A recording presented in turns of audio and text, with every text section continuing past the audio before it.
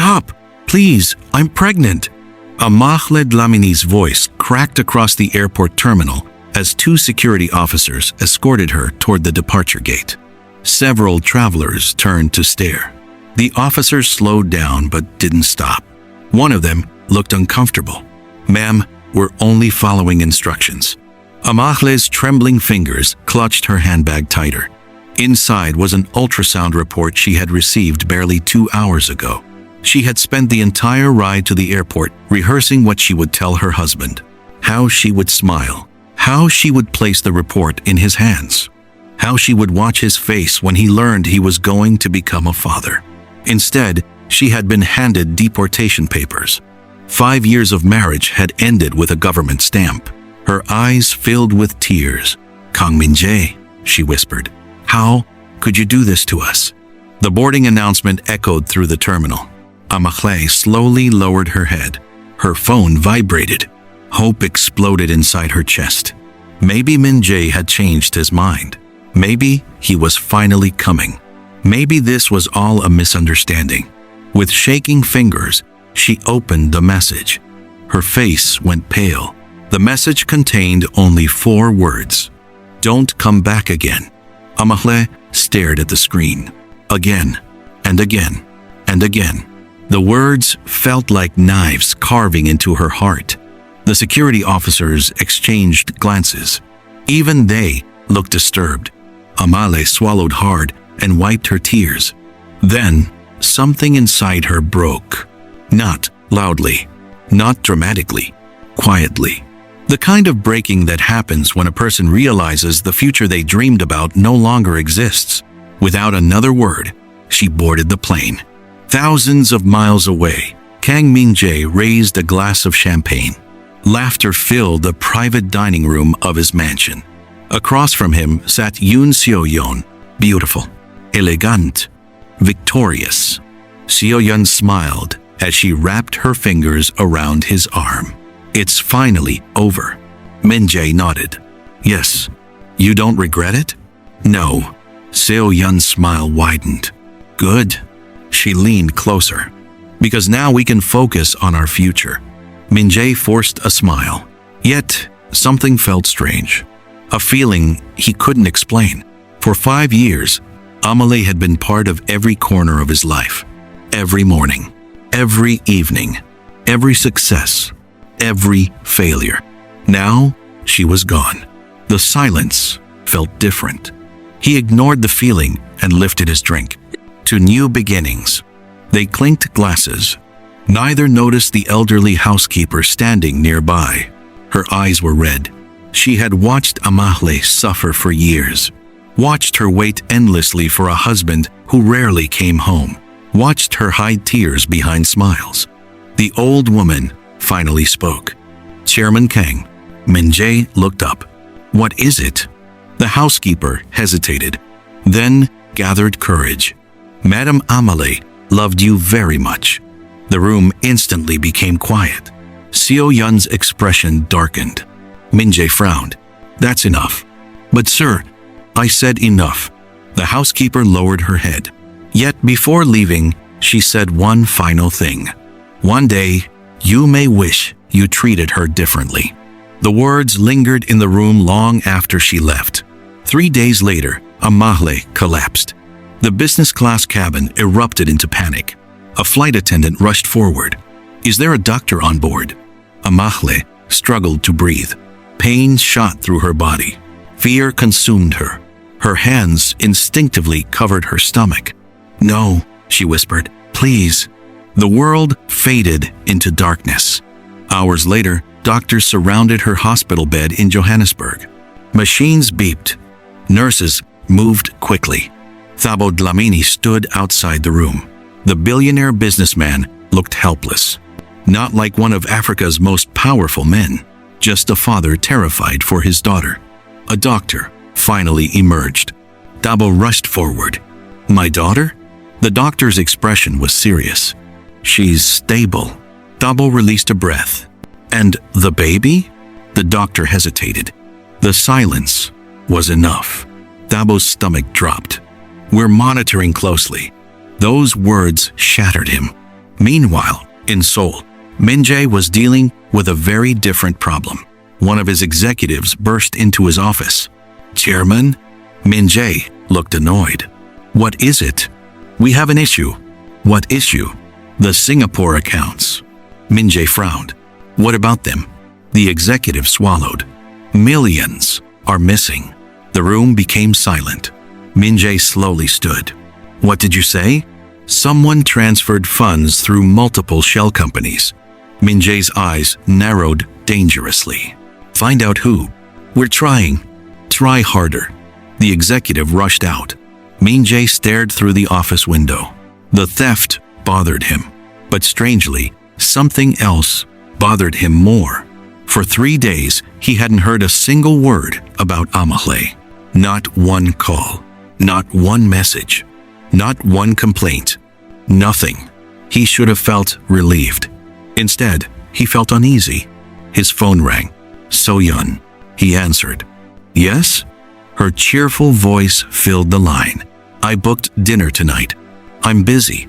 "You've been busy all week." "I said I'm busy." He hung up. A few seconds later, he froze. Amahle had never complained when he canceled plans. Not once. In fact, she usually asked if he had eaten, or whether he was getting enough sleep. The realization irritated him. Why was he thinking about her? He shoved the thoughts away. Yet the uneasiness only grew. That same evening, a convoy of black luxury vehicles entered Seoul. 20 armed security personnel stepped out. Business leaders began receiving emergency calls. Government officials were alerted. The arrival of one man had created chaos. Amahle Dlamini. By morning, every major news outlet wanted to know why one of Africa's most powerful billionaires had suddenly arrived in South Korea. Nobody knew the answer, least of all Kang Min-Jae. And within the next 24 hours, his entire world was about to collapse. If you're enjoying this story so far, take a moment to like the video, subscribe to the channel, and comment where you're watching from. Trust me, the secrets about Amahle are only beginning, and what Min-Jae is about to discover will leave him completely shattered. The next morning, Kang Min-Jae walked into the conference room expecting another routine business meeting. Instead, he found 12 executives sitting stiffly in their seats.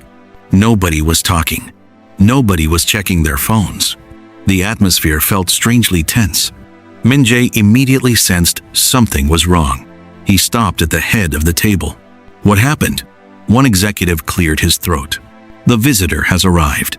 Min-Jae frowned. "What visitor?" Before anyone could answer, the conference room doors opened. 2 security guards stepped inside. Then 4 more. Then several assistants. Finally, an older man entered. The room instantly stood. Every single executive, even men who rarely showed respect to anyone. Min-Jae remained seated. His eyes narrowed. The older man approached calmly. Power radiated from him without effort. He didn't need to raise his voice. He didn't need bodyguards to look dangerous. His presence alone commanded attention. The man sat across from Min-Jae. For several seconds, neither spoke.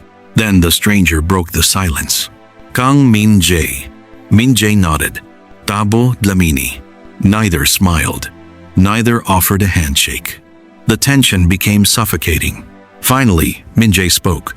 "To what do I owe the honor?" Amahle stared at him. A long stare. The kind that made people uncomfortable. Then he placed a photograph on the table. Min-Jae glanced down.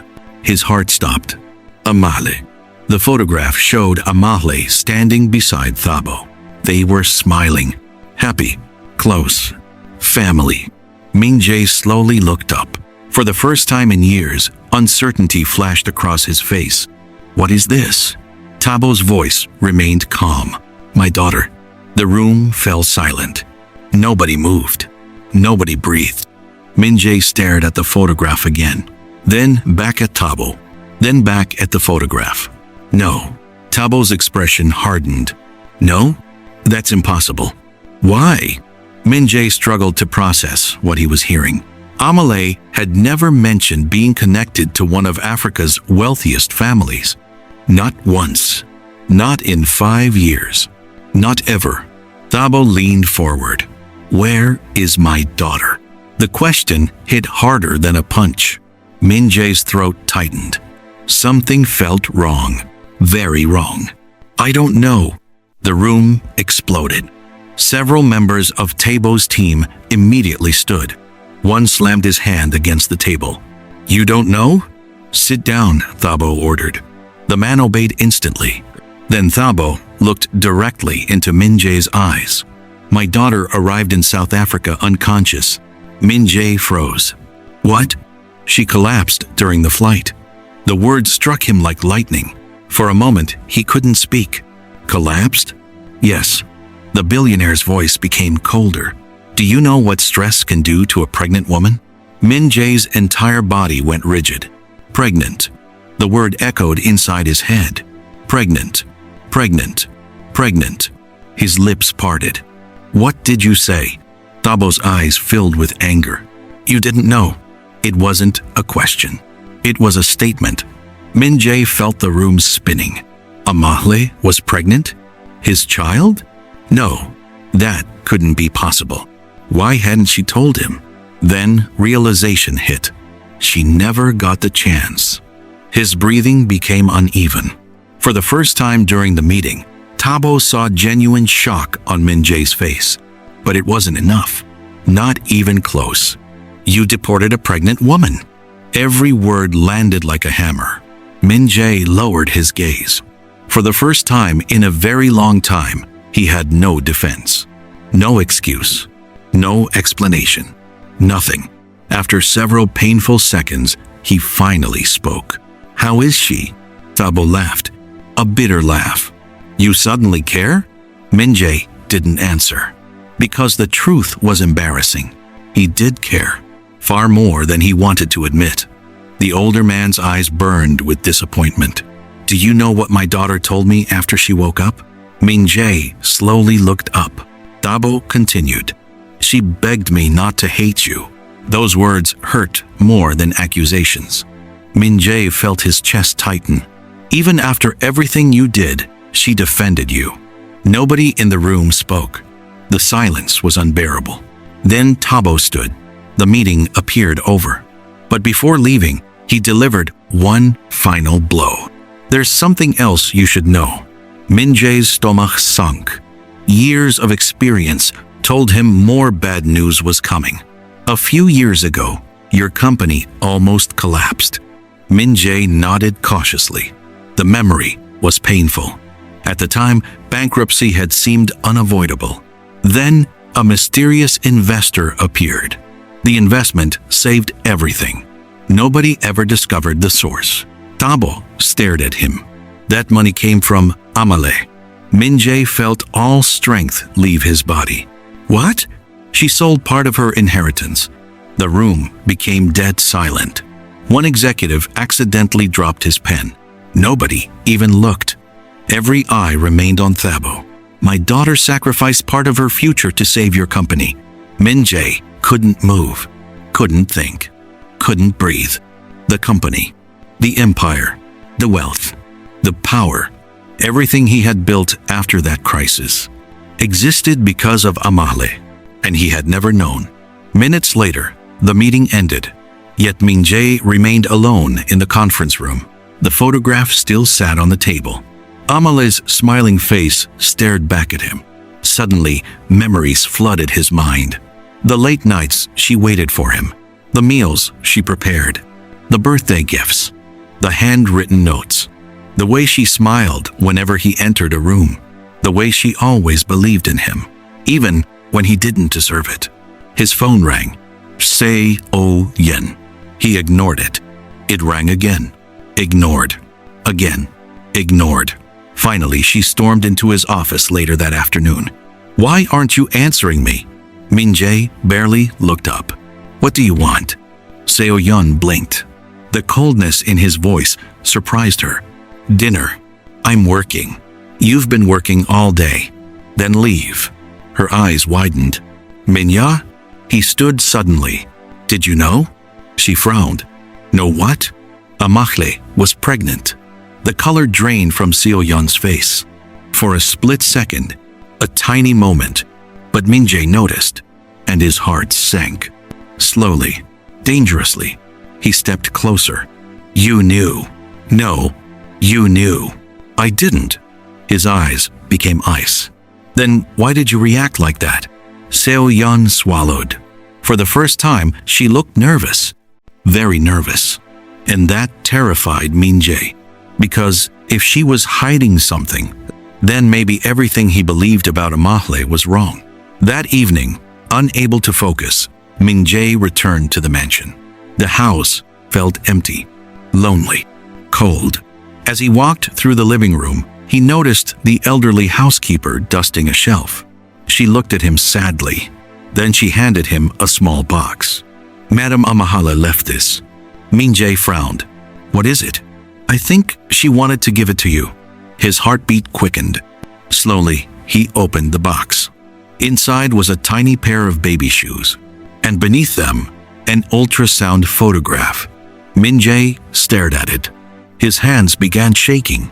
Amahle had known. She had planned to tell him. Tears suddenly filled his eyes. The mighty Mafia boss dropped into a chair. For the first time in years, he cried. And far away in Johannesburg, Amahle opened her eyes in a hospital room. A nurse smiled. "Welcome back." Amahle immediately placed a trembling hand on her stomach. Her voice barely emerged. "My baby?" The nurse hesitated. Amahle's heart nearly stopped. Then the nurse smiled softly. "The baby is fighting." Relief flooded Amahle's face. Tears rolled down her cheeks. She closed her eyes and whispered, "Please keep fighting." What she didn't know was that an even bigger storm was coming. Because at that exact moment, someone inside Min-Jae's organization was preparing a move that would put all of their lives in danger. And the shocking truth behind Amahle's deportation was finally about to surface. If you're enjoying the twists so far, don't forget to like the video, subscribe to the channel, and comment what you think Min-Jae deserves after everything he's done. The biggest betrayal in this story hasn't even been revealed yet. Kang Min-Jae didn't sleep that night. The tiny baby shoes remained on his desk. He must have looked at them 100 times. Every time he picked them up, a different memory surfaced. Amahle waiting by the dining table. Amahle smiling when he came home. Amahle pretending she wasn't hurt whenever he canceled plans. The memories felt different now. Before, he had ignored them. Now, they haunted him. Just before dawn, his phone rang. One of his security chiefs. "Chairman, we have a problem." Min-Jae's voice was cold. "What happened?" "We found evidence regarding the missing money." "Whose account?" There was a brief silence. Then, the security chief spoke carefully. "We traced several transfers to someone connected to Miss Seo-yeon." Min-Jae froze. For several seconds, he said nothing. The man continued. "Should we proceed with a full investigation?" Min-Jae's jaw tightened. Immediately, the call ended. For the first time, fear entered his heart. Not fear for himself, fear that he had destroyed his marriage because of lies. Hours later, Seo-yeon entered the mansion. She looked irritated. Then she saw Min-Jae sitting in the living room. His expression made her nervous. "What's wrong?" He placed a file on the table. "Sit." Her stomach dropped. Slowly, she obeyed. Min-Jae opened the file. Photographs, bank records, transaction histories. Her face turned white. "What is this?" "You tell me." "I don't understand." Min-Jae slammed his hand against the table. The sound echoed through the room. "Stop lying!" Seo-yeon jumped. The anger in his voice terrified her. "I gave you one chance." She immediately started crying. "Min-Jae, please listen. Did you steal from me?" "No." "Did you work with my enemies?" "No." His eyes narrowed. "Then explain the money." Seo-yeon looked away. The silence answered everything. Min-Jae felt sick. Absolutely sick. Because the woman sitting in front of him wasn't just a thief. She was the reason Amahle was gone. He could finally see it. The manipulation, the lies, the poison she had slowly poured into his ears. Every complaint, every accusation, every rumor. He had believed all of it, without once asking Amahle for her side, without once defending her, without once choosing her. His voice dropped to a whisper. How much of it was true? Seo Yeon looked confused. What? The things you said about Amahle. She didn't answer. Min-Jae's heart shattered, because once again, the silence answered for her. Security entered moments later. Seo Yeon immediately panicked. Min-Jae, take her. No, take her. 2 guards grabbed her arms. She struggled desperately. You can't do this. Min-Jae didn't move, didn't react, didn't care. As she was dragged away, she screamed one final sentence. A sentence that made everyone freeze. You think Amahle was perfect? Min-Jae slowly looked up. Seo Yeon's face twisted with anger. You don't even know the truth about Busan. The room became silent. Min-Jae's eyes narrowed. Busan? A cruel smile appeared on her face. Then she laughed. You really don't know. Before anyone could question her further, she was dragged out. But the damage was done. Busan. The word stayed in Min-Jae's mind. By noon, he was sitting in a private office with Amahle Dlamini. The older billionaire looked annoyed. What do you want now? Min-Jae didn't waste time. Busan. Tabo's expression changed. Immediately, the reaction was subtle. But Min-Jae noticed. You know something. Tabo leaned back. For a long moment, he said nothing. Then he sighed. Amahle never wanted you to know. Min-Jae's heartbeat accelerated. Know what? The older man opened his phone. He searched through old files, then handed it over.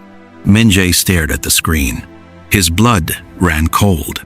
The footage showed flames, smoke, screaming, the Busan explosion, the assassination attempt that almost killed him 7 years ago. Then another figure appeared, a young woman, covered in smoke, running toward the burning vehicle. Min-Jae leaned forward. His breathing stopped.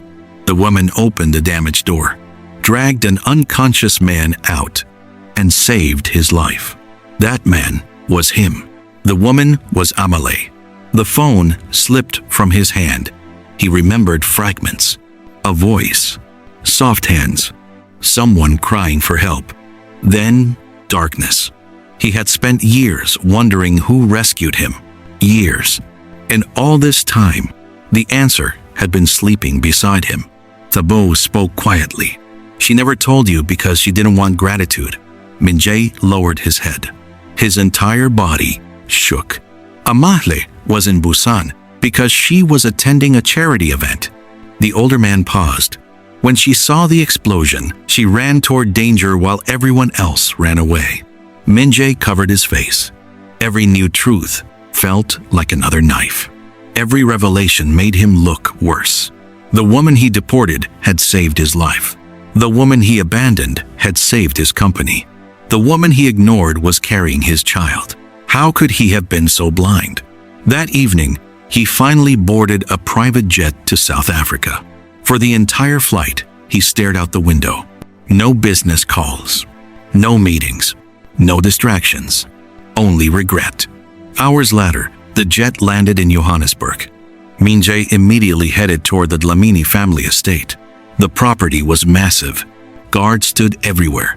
Security systems covered every entrance. The gates remained closed. A guard approached his vehicle. State your business. I want to see Amahle. The guard spoke into an earpiece. Several moments passed.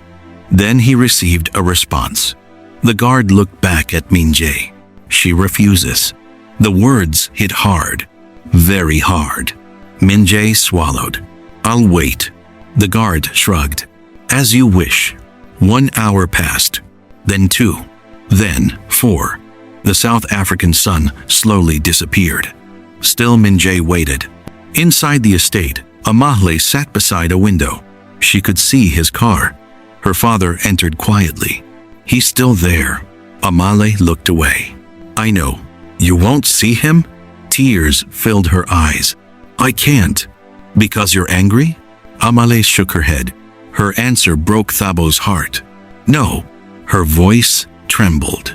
Because I still love him. Silence filled the room. Sometimes love hurt more than hate. Outside, darkness covered the estate. Yet Min-Jae remained at the gate, determined, broken, waiting. Then his phone rang. One of his men. The voice on the other end sounded terrified. Chairman. Min-Jae immediately sensed trouble. What happened? The man swallowed hard.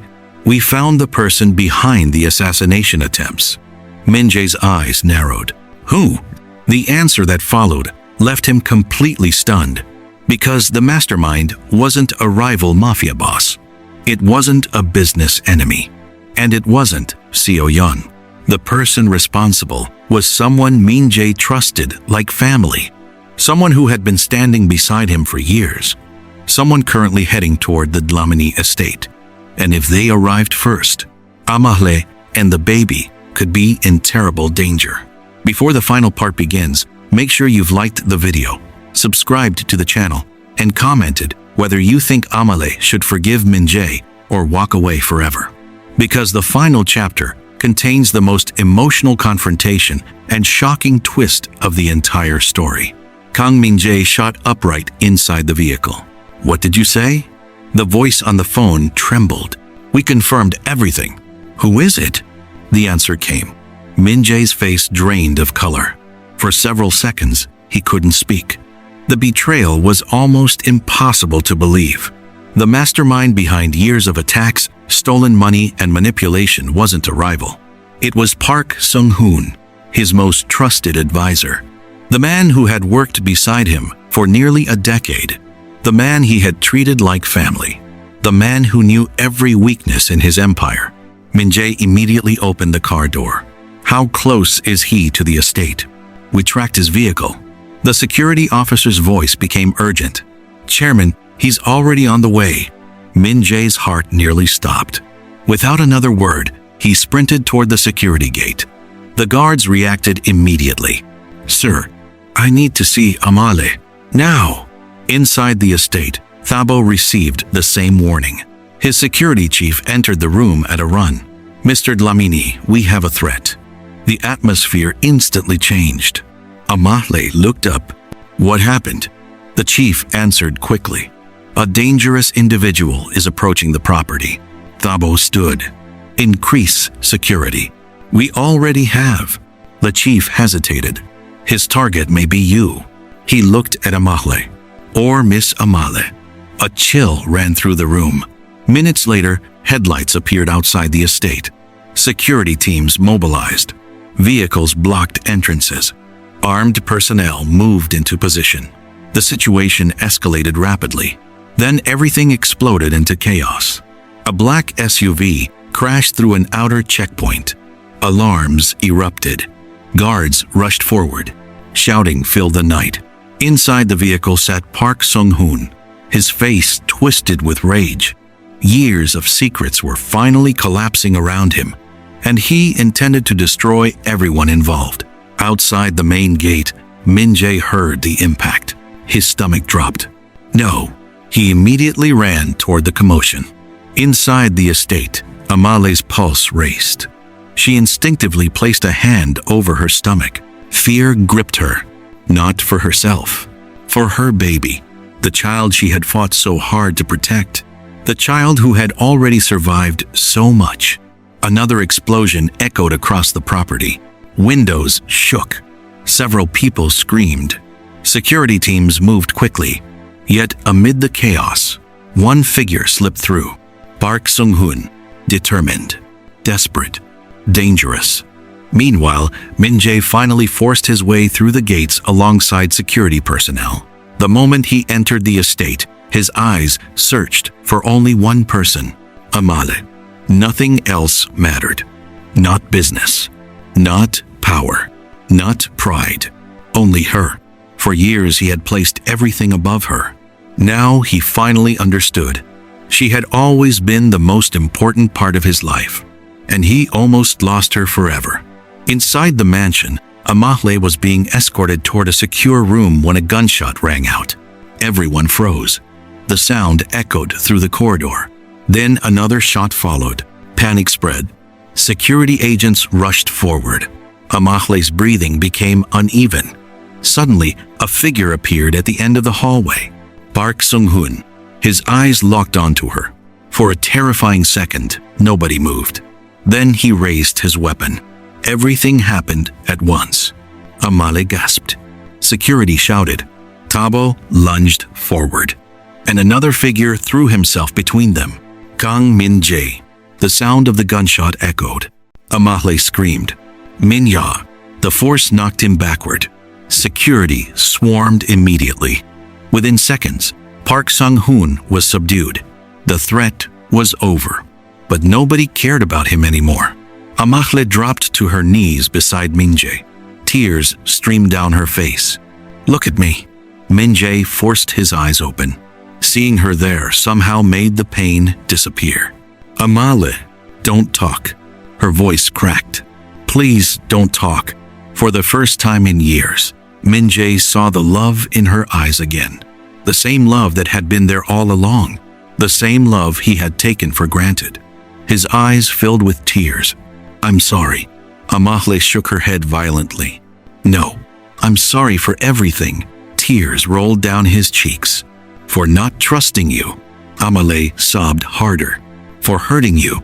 His voice weakened. For choosing someone else. The hallway became silent except for crying. Even the security guards looked away.